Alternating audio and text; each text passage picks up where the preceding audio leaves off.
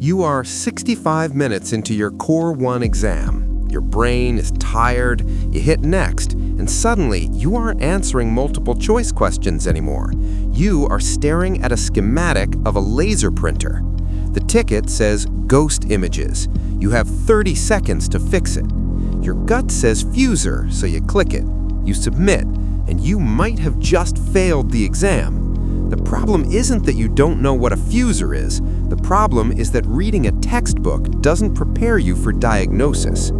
Failing this exam doesn't just hurt your pride, it costs you $246 for a retake voucher and 6 more weeks of studying while your family asks why you aren't certified yet.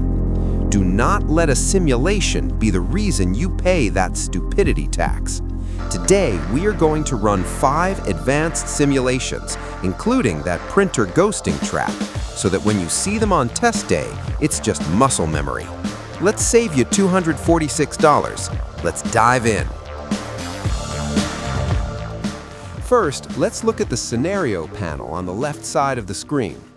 The ticket states, a user in the accounting department reports that their laser printer is producing ghost images. The top of the printed page looks fine, but a faint copy of the header text repeats further down the page. We are tasked to review the schematic, inspect components, and replace the faulty part. Below that, the instructions panel gives us our battle plan. We need to review the technician notes, click on each component in the diagram to open the diagnostics data panel, carefully read the visual inspection reports, and finally identify the component causing the repetitive images. Now, let's look at the interface on the right. We are in printer diagnostics mode. We see a schematic block diagram representing the laser printing process. From left to right, we have clickable blocks for pickup, toner, drum, transfer, and fuser. Currently, the system status is flagged as service required. Let's start troubleshooting. Since the issue is a repetitive image, or ghosting, my first thought is usually the fuser or the drum, but let's be thorough. I'll start by clicking the Pickup Rollers block on the far left. On the right side, the Diagnostics data panel loads up. Under Visual Inspection, it says, rollers have a light coating of white paper dust. The rubber texture is firm. Now, while paper dust isn't great, it typically causes paper jams, not ghost images, so the pickup rollers is safe. Next, I'll skip ahead to the fuser assembly on the far right. This is a common culprit for ghosting. The inspection report says heat roller shows minor wear lines, pressure roller is clean, and no toner buildup is adhering to either roller surface. That is the key detail. No toner buildup. If the fuser was causing ghosting, we would usually see toner sticking to it. Since it's clean, the fuser is likely functioning correctly. So let's go back to the center and inspect the imaging drum. I'm clicking the green block now. And here is our smoking gun. The visual inspection reads, the cylinder surface appears physically intact. However, a faint, latent image of the previous text remains visible on the circumference after rotation. That is the exact definition of a cleaning failure. The cleaning blade inside the drum unit isn't scraping off the old toner, so as the drum spins around, it reapplies that old shadow onto the paper. We have found the fault. I'm going to click the blue Replace Component button on the right. And just like that, the status bar has turned green and says Operational. We have successfully resolved the ghosting issue. That is the first question down. In the next simulation, we're going to look at a complex network cabling scenario, so stay tuned. All right, moving on to question number 2. This is a rite of passage for every network technician, terminating an Ethernet cable. Let's check the ticket. We are setting up a new workstation, but the wall jack is damaged. We need to terminate a new Cat6 cable to get this computer online. The building infrastructure uses the T568B wiring standard. That B is crucial.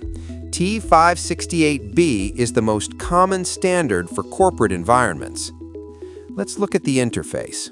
we need to drag these loose wires into the connector slots from pin 1 to pin 8. Now, if you struggle to memorize the color code, I'm going to give you a memory hack called the sandwich rule. First, the bread. The orange pair is the top slice of bread, pins 1 and 2. The brown pair is the bottom slice of bread, pins 7 and 8. Just remember, orange sun rises first, brown dirt is last. Second, the filling. In the middle, we have a green and blue filling. But here is the trick. The blue pair sits inside the green pair. So you split the green, pin 3 and 6, and drop the blue pair right in the center, pin 4 and 5. And finally, the stripe rule. Every odd-numbered pin is a striped wire. Every even pin is solid color. So let's build it. Top bread, white orange, then solid orange. The green split, white green at pin 3, the blue center, solid blue, then white blue. Remember, blue is solid first. Finish green, solid green at pin 6. Bottom bread, white brown, then solid brown. Let's hit the crimp and test button. And there we go. The continuity test passes. Remember, orange first, brown last, and put the blue pair inside the green pair. Stick to that, and you'll never fail a termination question. All right, let's tackle question number 3. This is a classic server administration task, configuring storage arrays. Let's check the ticket. We are building a new department server, and we have 5 identical 2 terabyte hard drives available in the rack. We need to split these into 2 separate volumes, one for the operating system and one for data storage. Let's look at volume A first. The requirement is redundancy, or mirroring. We want the OS to stay alive even if a drive dies. The standard for this is RAID 1. RAID 1 is a simple mirror. It writes the exact same data to 2 drives. So we need to drag exactly 2 drives into the volume A slot. Now for volume B, the data storage. The requirement here is capacity plus parity. We want speed and space, but we still need safety.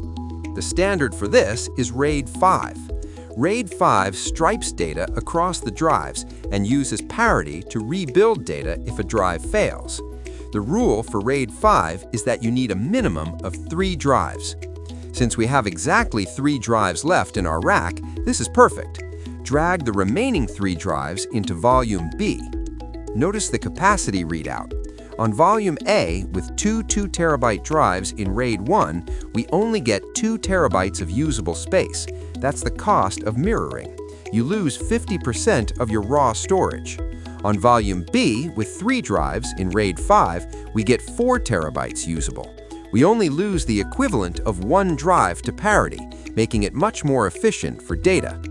Let's click Initialize Arrays. Configuration verified. Volume A is mirrored, Volume B has parity, and we used all our hardware efficiently. Remember for the exam, RAID 1 needs 2 drives. RAID 5 needs at least 3. If you remember those minimums, these questions are free points. Next up is question 4. This is where the exam catches people who are good with phones, but bad at security. Most people set up a corporate phone exactly like their personal phone. They turn everything on, sync all their photos, and leave Bluetooth open. On the A+ exam, that is a guaranteed fail. We are configuring for security, not convenience. Let's read the ticket. You are the IT specialist onboarding a new sales employee, J. Doe. The policy is strict. Email must use secure IMAP and secure SMTP. MFA codes must be sent via text message. For synchronization, we only want work essentials, contacts, calendar, and Gmail. Absolutely no personal photos.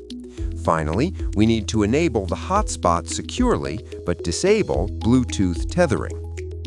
Let's open the Device Setup Wizard and walk through this systematically. First, the email. We enter j.doe@corp.com. Now, look at the ports. The default shows port 143 and port 25. These are unencrypted. If you leave these, you fail. For incoming IMAP, we need the secure port 993. For outgoing SMTP, we need the secure port 465. Exam tip, memorize this. 993 for IMAP, 465 for SMTP. Second, MFA delivery. The policy requires text message. In the real world, authenticator apps are better, but on the exam, you follow the instructions. Check text message. Third, synchronization. This is the least privilege test. We check calendar, contacts, and Gmail. Do not check photos, Drive, or passwords. Syncing personal photos to a company server is a privacy liability, and syncing passwords is a security risk. Keep it clean. Fourth, connectivity. We go down to the hotspot section. We enable the mobile Wi-Fi hotspot. But look at the security drop-down. Open is dangerous. WEP is outdated trash. We must select WPA2-PSK. Always choose WPA2 or WPA3. Finally, the Bluetooth trap. The interface asks about Bluetooth tethering. Bluetooth is slower and easier to intercept than Wi-Fi. The policy explicitly says to kill it, so we click Disable on Bluetooth tethering. Let's review. Secure ports 993 and 465, SMS MFA, minimal sync, WPA2 hotspot, no Bluetooth. Click Provision Device. Success. The device is secure, compliant, and ready for the user. The lesson here? Corporate configuration is about restrictions. If the question doesn't explicitly ask you to enable a feature, turn it off. Let's move on to the final challenge of Set 3. And finally, we have question number 5. This is the hardware triage simulation. On the real exam, you do not have time to sit and ponder. You need to read a symptom and immediately visualize the broken physical component. Let's clear these 5 support tickets. Ticket 1. Loud, rhythmic clicking and grinding noises coming from the tower. Hard drives are the only component with moving mechanical platters. If it clicks, it is physically dead. We drag backup data and replace HDD here. Do not try to reinstall Windows. Software cannot fix a mechanical grinding noise. Ticket 2. System date and time reset to 12 a.m. Jan 1st after every reboot. This is a classic. The motherboard has a small coin cell battery that keeps the real-time clock running when the PC is unplugged. If the time resets, that battery is dead. We drag Replace CMOS battery here. Ticket 3. Display shows distorted geometry and strange artifacts during rendering. Artifacts, like weird colors or stretched polygons, are almost always caused by overheating video memory or a dying GPU core.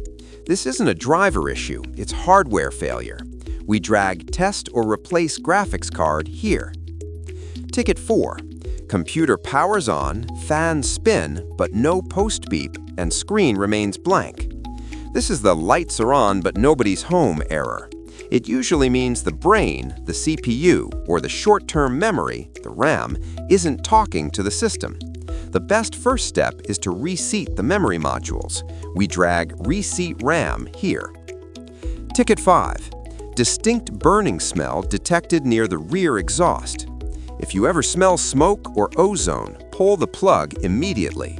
This is a blown capacitor inside the power supply. Never open a power supply unit, just replace it. We drag Unplug and Test Power Supply here. Let's click Submit. Triage complete. All diagnoses are correct. So, here is the reality. These simulations are easy if you have the foundational knowledge locked in, but if you are still relying on passive reading or watching videos without testing yourself, these scenarios will panic you on test day. You can't diagnose a burning smell if you haven't memorized your hardware safety protocols. Stop trying to memorize a 1,000-page textbook the hard way. The smart way is active recall. Over at TechVaultAcademy.com, we have complete interactive flashcard decks and question packs designed to force your brain to retrieve information, not just recognize it. We have over 1,000 cards covering every single domain, from mobile devices to hardware troubleshooting. And you don't have to do this alone. We have a thriving free community, the TechVault Study Hub. You can join daily challenges like the Tiny Build, ask questions to other students who are on the same journey, and get help from certified pros. If you're stuck on a concept, post it in the community. If you need to lock in your definitions, grab the Mastery Bundle. Don't risk the $246 retake fee. Head over to TechVaultAcademy.com/community, join the squad, and let's get you certified on the first try. Thanks for watching, and I'll see you inside the Academy.